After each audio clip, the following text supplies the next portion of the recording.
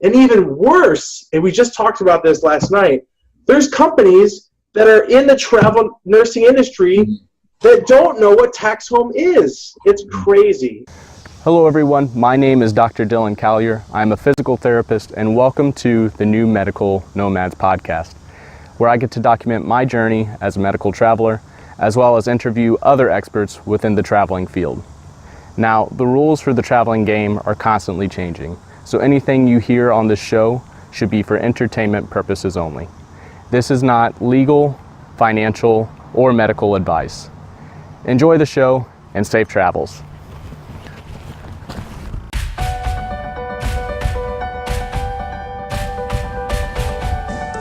So your dynamic's interesting because you get to travel with your wife, so there's a little less downtime when you go to a new place of what I call like the hermit phase. So I know when I was doing my clinicals and bouncing around, I would get to a new city. I don't really know anyone, so I was kind of more introverted, read more books during that time, got a little bit more cleaning done than I usually do. Yeah. But with you in your situation, I imagine that's a little less. So what are some things that you and your wife do at each new place, kind of either going out in the community, meeting people? You said you both have different hobbies. How did those play in with each new location that you go to? Yes, so I have learned to get friends really quickly. I think you can definitely be a hermit as a traveler. I think it'll serve a person more so being the direct opposite by getting out there and being an extrovert, learning about your coworkers, showing an interest in their life, and Facebooking them. Honestly, I try to get I get friendships like on Facebook day one. I'm like, hey, this is my Snapchat. You need to check this out right away. You know, and some people are like, whoa, who's this guy? And some people are like, great. You know, it's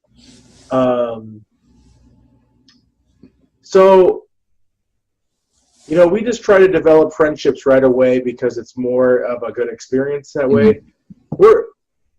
You know, it's kind of cool because each assignment, people are surprised about us because we work together. And that really helps us develop friendships because people want to learn about how does this possibly work? How the hell can you work with your spouse and live with them at the same time and manage to not drive each other crazy? So it really helps us get out there because people are curious. Not only are they curious naturally by travel nursing, but there's not too many married travel nurses out there. So the thing is, though, is, you know, while we develop relationships with our coworkers, we're like homebodies. We do the Netflix movie thing a lot. We just stay at home. We do reading. I do my work online. We do movies a lot, especially if you don't know the area.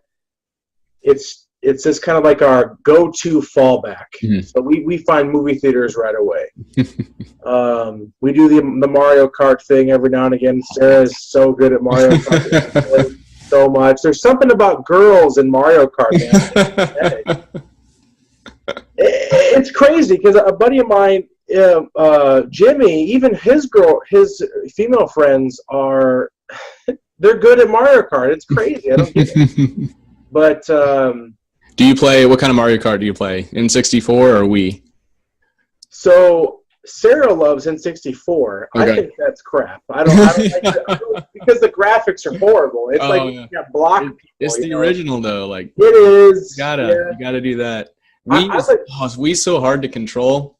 It is. I'll play with like my 6-year-old nephew, and he'll beat me every time. It's just like, oh no, I lost it. But. Yep. You know they do have controllers though for the Wii. Okay. I don't know. Have you seen those? Like actual joystick controllers. Oh no, I haven't. I've only seen like the steering wheel that you plop them into. Oh no. No. You gotta get the real deal. Okay. Yeah, then your experience will be a little bit better. Okay. But now they have the Switch. Have you heard of that, Nintendo Switch? Nope. Oh, dude. Oh, shit, I don't have it with me. It's super cool because it can be a console, but then you can take the screen off of the console and create like a tablet handheld. Okay. You could switch from a console to a handheld instantly, which is really cool. Okay. There's a new Mario Kart out. But yeah, we at the same time, aside from kind of learning about our coworkers and developing friendships that way, we do a little bit of exploring. It's interesting. The travel itself is kind of like we don't always feel the desire or need to go out and explore the area. Mm-hmm. Like another traveler buddy of mine, he is all for that. He loves checking out the restaurants, the breweries, the local scenery, all that stuff. And we're just not that way. Got it. I don't know. We don't get out a lot. So just the movies. What movies do you guys watch? Oh man, Is there a genre you usually go to? Oh, well, I mean, I'm kind of like in the action, war movies, fantasy, horror. Sarah likes more like fantasy, Lord of the Rings, horror movies, but she also likes like comedies and stuff. Got it. We have it's like we have a common ground, and then there are like two polar opposites what we don't like, and so what ends up happening is she succumbs to my pressure of watching like a war movie, and then I have to watch one of her girly crap movies every now and again to make her happy. That works. I just got done watching Spider-Man Homecoming Oh, second time. So my sisters kind of took me out, and then so usually that's about the only time I actually make time to go to the theaters and see. I'm a bit of a Marvel fanboy, so I keep up with Stan Lee that way. But dude, well, and Stan Lee was what was his role in the last Spider-Man? He was like in a window or something, wasn't he? Did you remember seeing him? Of the Homecoming or the previous one?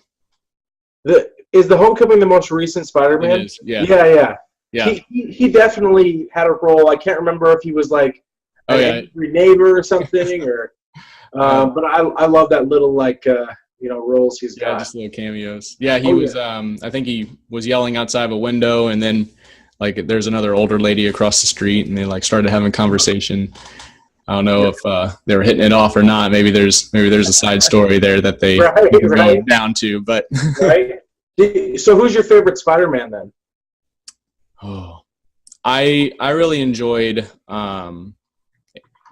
it Andrew Garfield? I think that's the actor's name. I really enjoyed his Spider-Man, but when they create a superhero, the alter ego is supposed to be completely opposite of what the actual superhero is. Mm-hmm. So Spider-Man's this like witty, talks a lot, can't get him to shut up type of personality, and then Peter Parker's supposed to be this like really nerdy, awkward kind of high school kid walking around, which I always kind of related well to. Yeah. But when Andrew Garfield did his, he was more like a punk type skater guy, and so I wasn't so into that, but I did like his Spider-Man. This new character, I believe the actor's name is Tom Holland. He does a really good job of both. Oh yeah, for sure. Yep. Oh yeah, I think I'm pretty sure I've seen every Marvel, X-Men, Wolverine, all of it. Every single. Oh yeah. So, are you gonna see Planet of the Apes? I definitely want to. I don't know if I'll see it in theaters though. The first time I saw the revamp, the recent Planet of the Apes, I was in Birmingham, Alabama. I was staying at a family at a family's place there who were gracious enough to let me live in their house. But I would always go downstairs if it was like storming and work out. Well, the father ended up putting on Planet of the Apes, and so that was the first time I actually watched it. And it was pretty good. It was the one with James Franco in it. And so since then, I've seen the second one. I don't know if there's been any more since, but I definitely sparked an interest with those movies. Whereas before then, I really didn't pay any attention to them. Okay.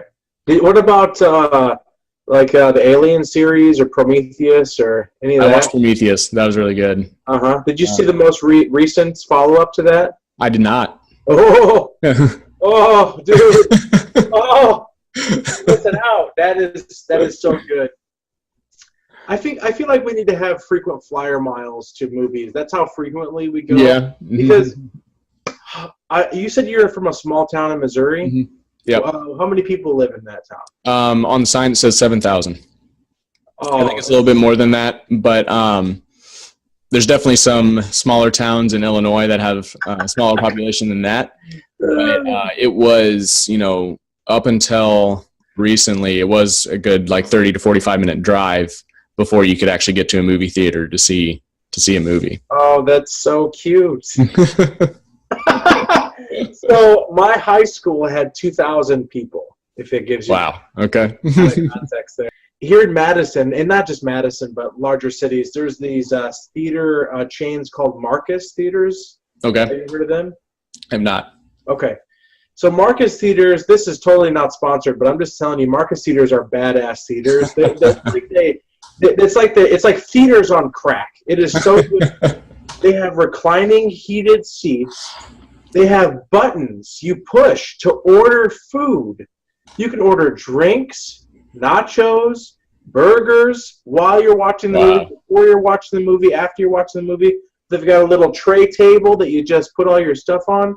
It is so awesome that's why we go so frequently. And I need to call up Marcus and be their spokesman because I love their theater so much. But yeah. So you have that frequent flyer idea too. Oh, right. Yeah. Well, they've got the card that we use, like points and stuff. I don't even know if it does anything, but got it. Yep. Yeah. Very cool. Are there any books, podcasts, or personalities that you follow? And this can be travel related or anything, any other interests that you have. Truthfully, I don't actually listen to podcasts that frequently. And honestly, I don't read that often. I don't know. Sarah actually is the direct opposite of me. She loves to read, and she reads a lot. There's this series called the Outlander series. Have you heard of that? I have. Mm-hmm. Oh, you have? Okay. Mm-hmm. So that's the reason why she went to Scotland from the first place. Okay.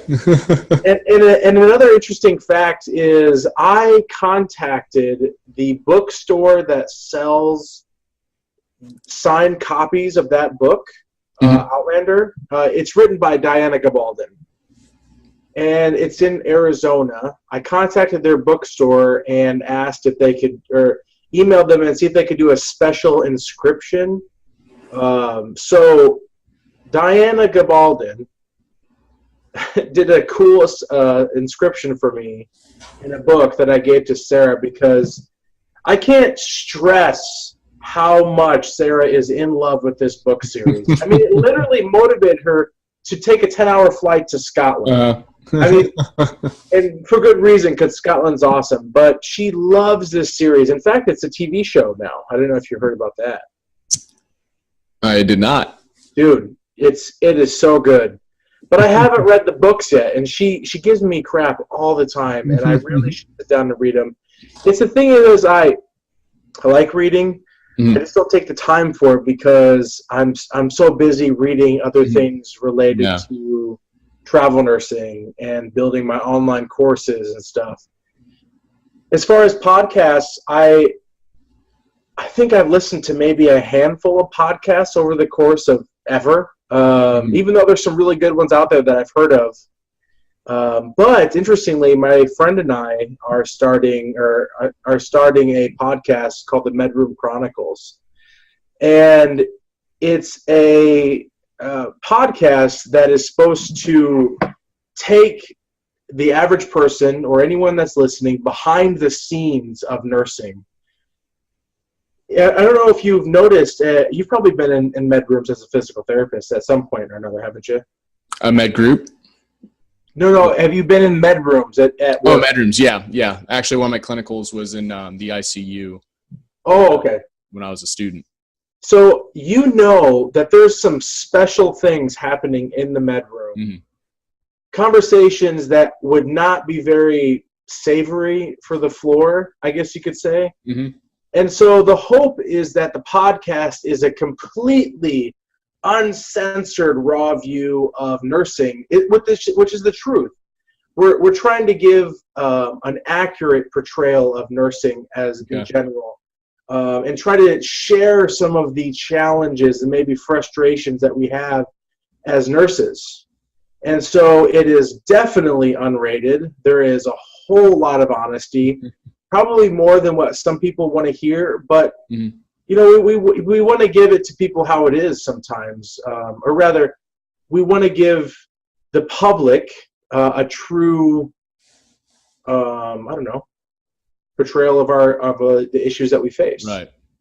Okay. So apparently I'm lame because I don't read. I don't listen to things.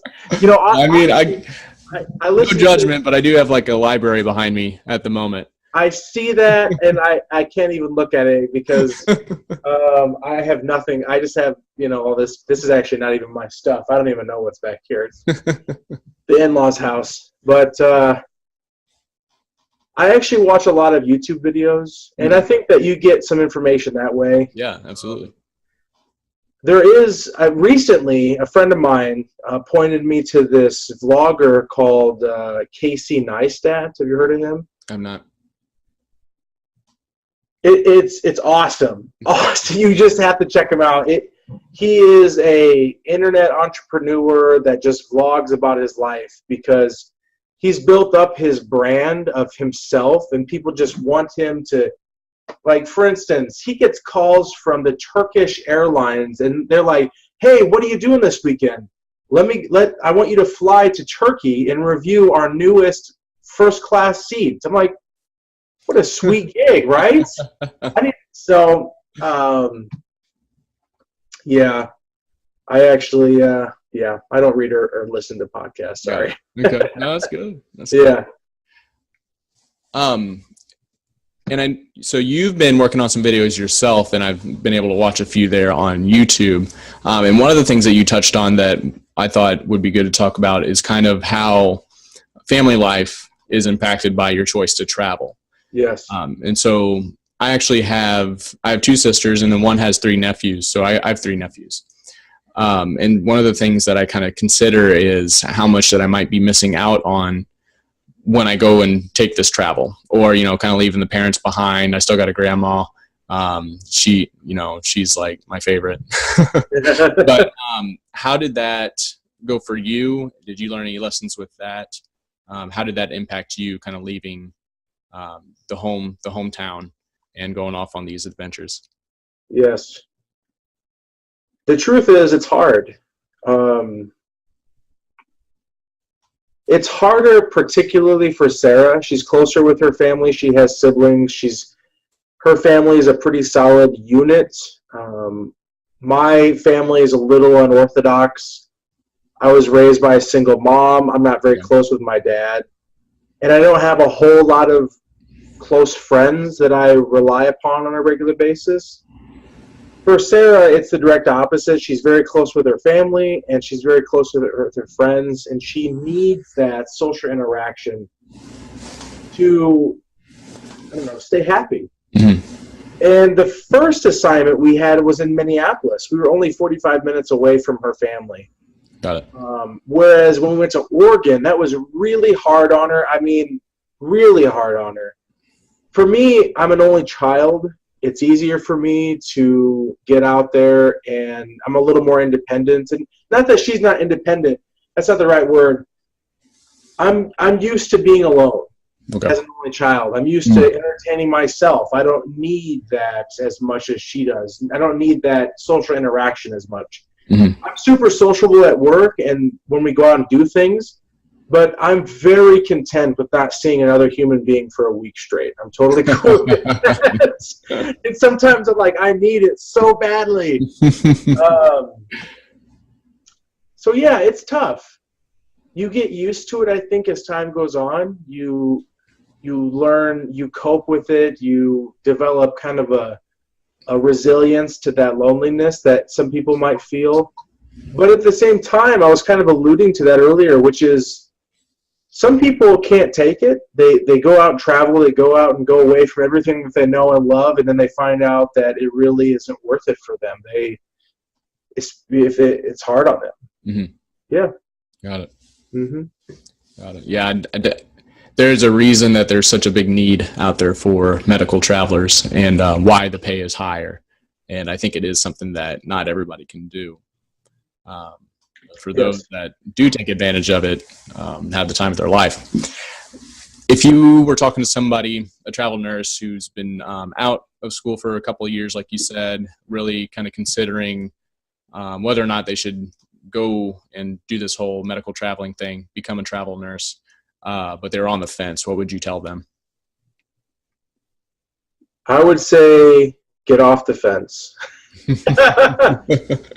I totally understand that hesitancy, the uncertainty, the thousands of questions that you have. We grow as human beings when we travel and go in to see the world. And I can tell you from personal experience, not as just a travel nurse, but Sarah had done a lot of traveling in the world when we first met. And I was this relatively sheltered only child that didn't want to leave his house, almost refused to fly a plane to the Mediterranean, even though I got the trip for free. I was like, I don't really want to do it because I was scared. And I can tell you without a doubt, I have grown so much. I've developed great relationships. I've seen places all over the world because I was willing to go out on a limb, take some chances, feel uncomfortable, and just go on a little adventure.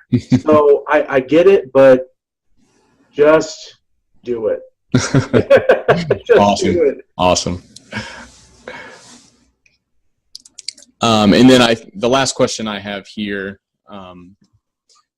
is there any, so when I was first looking into this, I got met with a lot of what I call horror stories where, I heard a friend of a friend went out and did this, and then this is the terrible situation that they ended up in, and they were kind of just alone.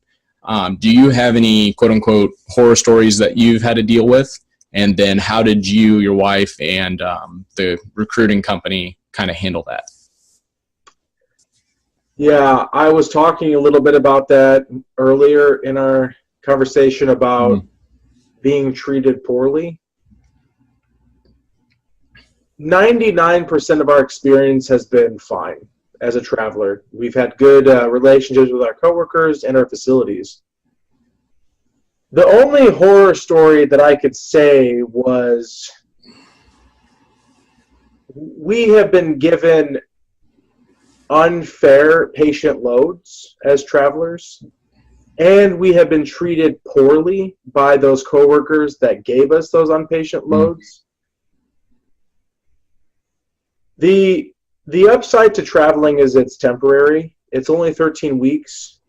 And honestly, it's just a good idea to bite the bullet and deal with it unless it jeopardizes patient safety or your license. There's a reason why travel nurse and travel healthcare jobs exist. And a big one is crappy facilities, crappy work conditions. So we're paid a premium to deal with some of those challenging environments.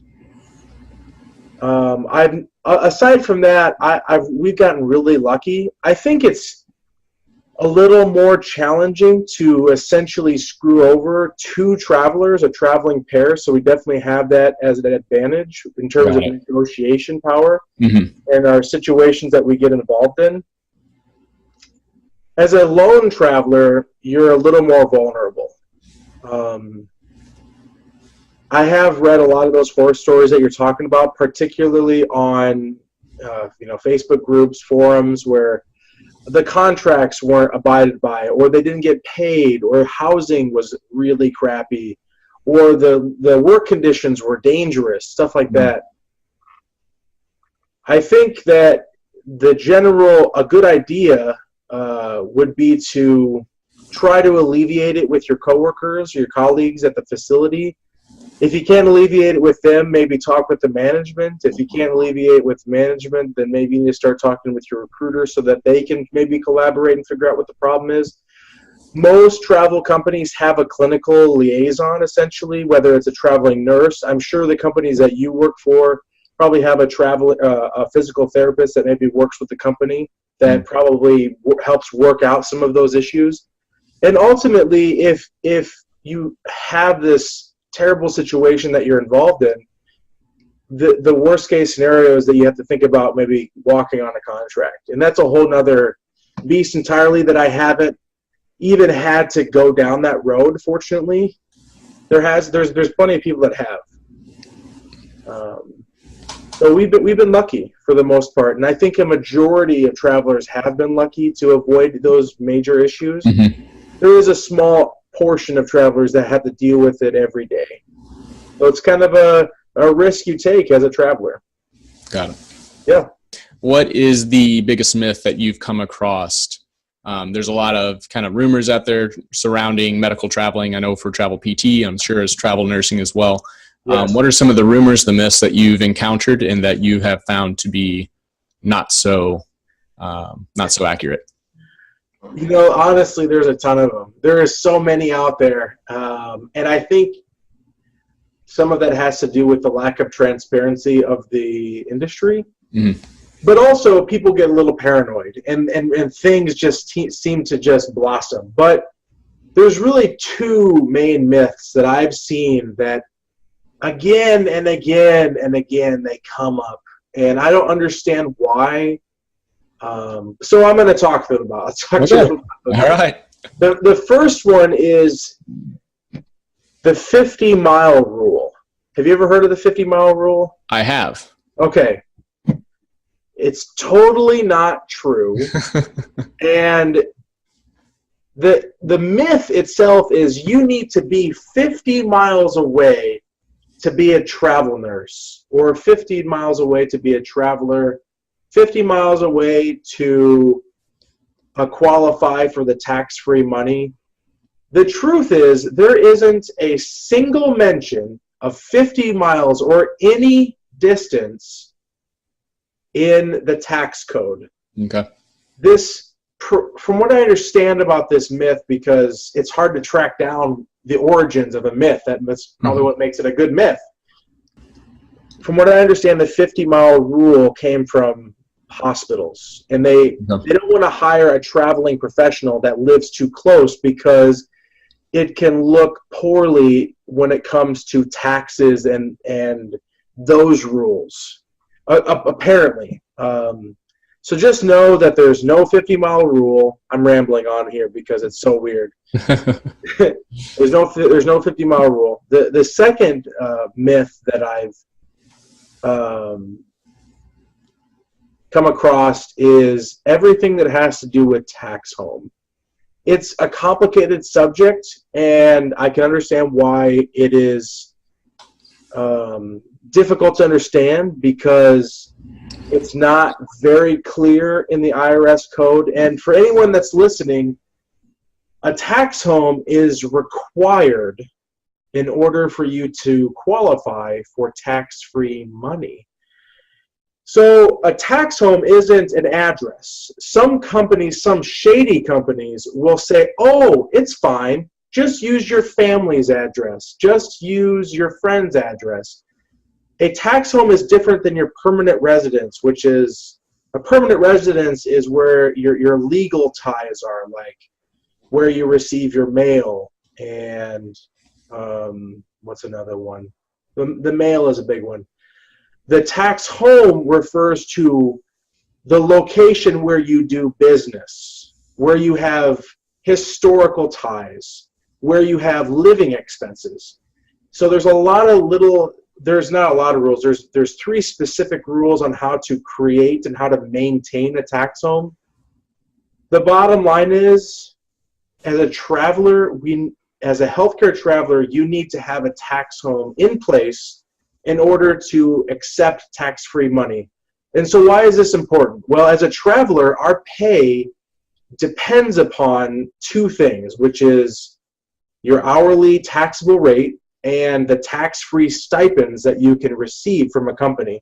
And that's where the big lucrative aspect of traveling comes from, is the stipends. So between the 50-mile rule that doesn't exist and tax home, those are the two main myths that I've seen. There's a bunch of little baby ones out there, but again and again, I see people not grasping the tax home thing. And even worse, and we just talked about this last night, there's companies that are in the travel nursing industry that don't know what tax home is. It's crazy. And again, I could really ramble about this for hours, because it is dangerous to travel and not have a tax home and take tax-free money. If you don't have a good tax home in place, you take tax-free money, 5 years down the road, you could potentially be audited and be liable for all that tax-free money that you took and the fees associated with it. So you could pay back taxes on this. I don't want people to get screwed over 5 years down the road. I want people to be safe. So absolutely. You know what I mean? Yeah, absolutely. To kind of give everyone a little context of what Andrew was talking about. So one of my friends has recently started working for a company. She's very new to being a travel PT, accepted her first contract. And we were talking about this, and I asked her if she had her tax home stuff set up. So she wasn't aware of it. She asked her recruiter, and the recruiter had no idea what she was talking about. That she had never heard of a tax home before.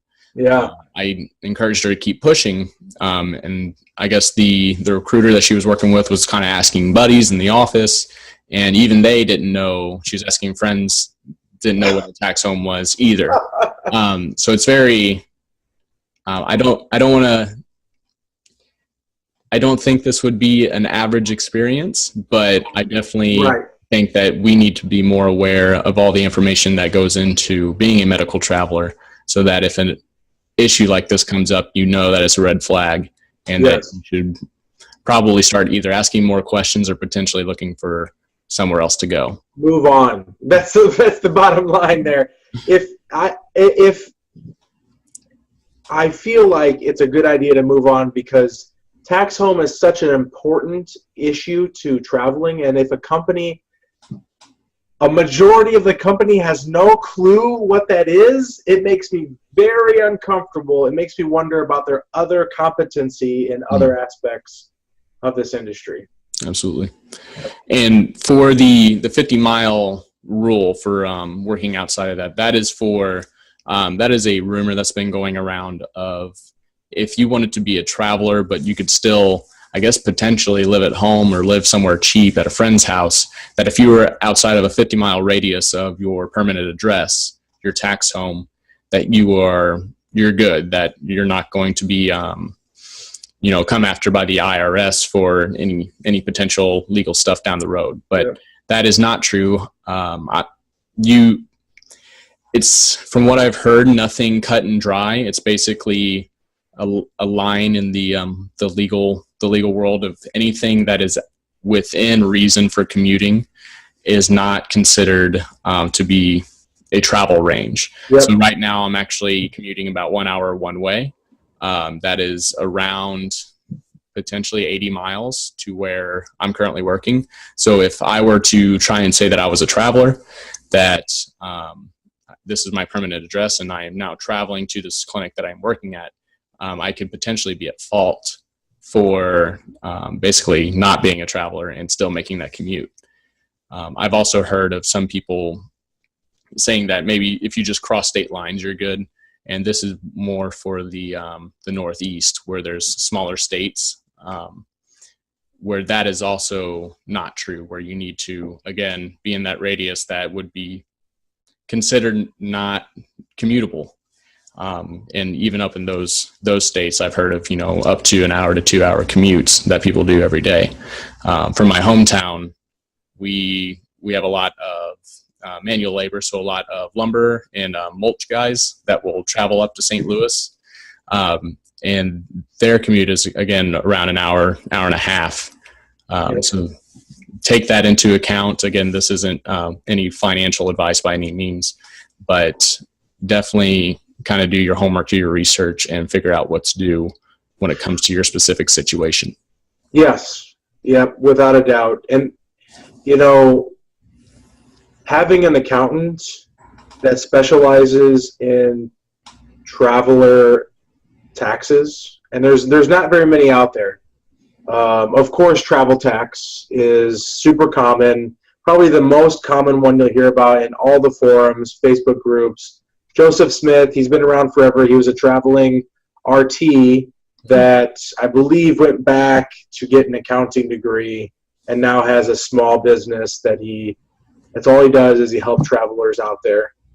And it is such a great investment and peace of mind to spend $200-300, make sure that your taxes are in check, and just invest. And I'm pretty sure, maybe not. I was thinking that maybe their cost itself could be a write-off, but I don't know for sure. Okay. I doubt it, but nonetheless, it's only $200-300. Why not do it? Mm-hmm. Absolutely, yep. Absolutely.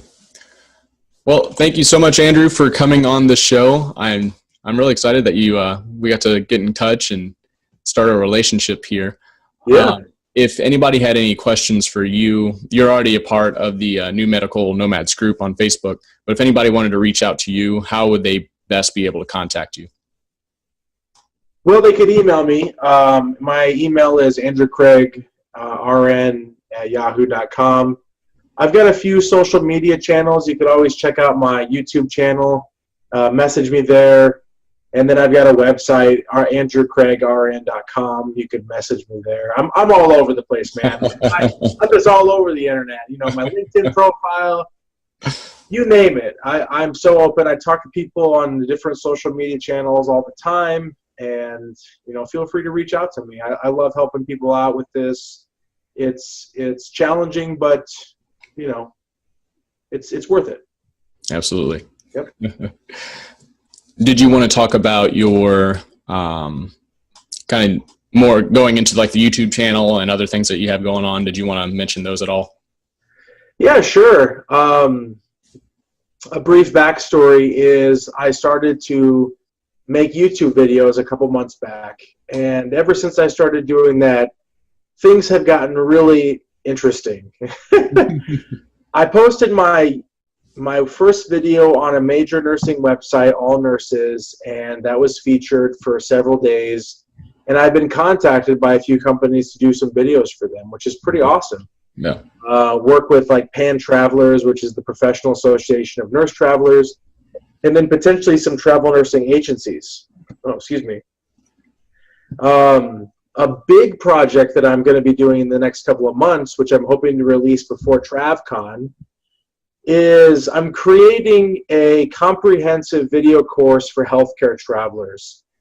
I'm going to touch on a majority of the major issues that the average traveler will face. And my hope is that it's basically going to be this story. You're going to follow me through right where Dylan is, essentially, like that moment where you're like, I'm going to do traveling. It sounds awesome. I want an adventure. I got to get out of Missouri. I'm over Missouri. To that point where you're at where I'm at right now, a year and a half, 2 years later, I've been around the block a little bit. I've met travelers. I've had some lessons. I've made a bunch of mistakes. Mm-hmm. I want to be very transparent about that process, and I want to take you along that journey through a video course. And the goal is before TravCon, that is it's basically August now, so like a month and a half. So it's a big goal. I'm basically obsessed with this project. That's all I do. I don't get any sleep. My wife hates it. She wants to spend time with me, but I'm so obsessed about it. And so I'm just excited to make videos for people, help some people out, and just get out there and just spread the awesomeness of traveling. Yeah. That's awesome. Well, thank you. Yeah. It definitely seems like there's more people coming out and trying to change the culture of medical traveling. So yes. I know we had mentioned Laura Nomadic earlier. I'll be able to link her stuff down below as well, along with your YouTube videos. But kind of taking away that uneasy feeling that you get when you're going out to not only, trusting a company to take care of you to send you to somewhere else, but also that company that you're working for now physically at, and trying to protect yourself that way. And like you said, 99% of the time, it's going to be an awesome experience. You're going to love it. But everybody's scared of that 1%. And yes. Everybody, I think, should feel comfortable with knowing that they're going to know how to handle themselves when they get to that point. So I think that mentorship is going to be a really unique thing that's going to be popping up very soon. Yes. I feel like where you're at right now is a very valuable position, because the questions and concerns that you have, I have a really hard time recalling sometimes. Mm-hmm. That struggle. Like, I have to go back a year and a half ago. Mm-hmm. You can relate to a very specific niche of people that are seeking assistance, and I think it'd be awesome. Even if you just had a contract under your belt, I'm sure you'd be valuable to as a mentor. Yeah. And I would agree that there seems to be a little wave of change that's happening in this industry. And granted, I've only been doing it a year and a half. But and the wave is transparency, is accountability. Mm-hmm. These agencies don't really have anyone to keep them accountable. There is the Joint Commission, but they don't, as far as I know, they don't keep them 100% accountable. Mm-hmm. It sounds like they keep them on like their credentialing process, their paperwork, mm-hmm. making sure policies and procedures are in order. What they don't police them on, essentially, is recruiter conduct, agency policies that treat travelers a certain way, fair money, that type of stuff. So it's exciting to be involved in that, and I think that you're trying to do some of that as well with this podcast. Absolutely. Get this information out there to share with people. And well, again, thank you so much, Andrew, for being on the show. I really appreciate it. For the listeners, you can definitely find anything that we've talked about in the show notes. Definitely check those out. If you are joining us on YouTube, please comment, subscribe. That way you'll be the first ones to kind of get this information. And then we also have a couple Facebook groups that I'll plug in that you can follow when I've officially released the episodes. Awesome. But thank you so much, Andrew. And everybody have safe travels and enjoy the rest of your time there at the in-laws. Thanks, man. I appreciate it. No problem.